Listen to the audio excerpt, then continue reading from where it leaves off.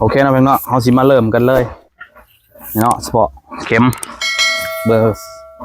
12 สันเนาะ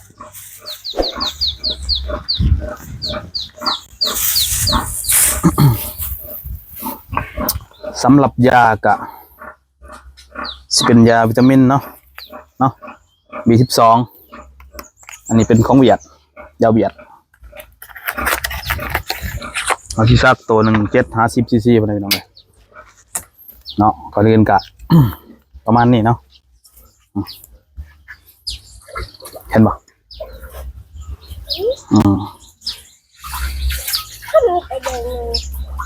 ก็สิดูดน้ำยาเนาะ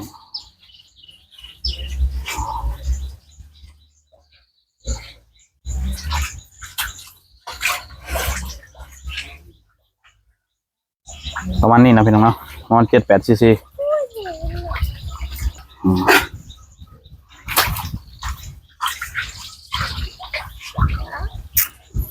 โอเคเนาะนี่เดี๋ยวเราไปลุยกันเลย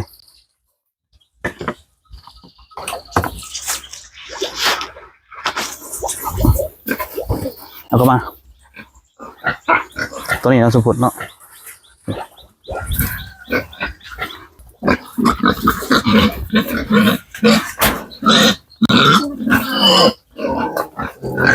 นี่เนาะเรียบร้อยเนาะพี่น้องเรียบร้อย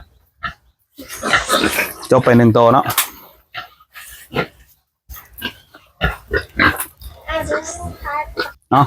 แล้วก็ดูใหญ่นะครับก็ได้ตัว 1เนาะพี่น้อง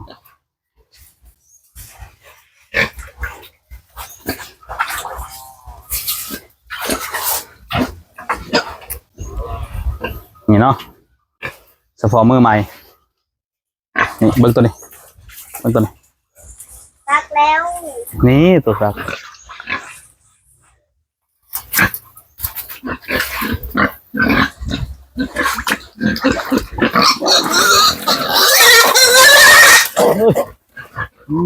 เข็มแตกโบเบิร์ด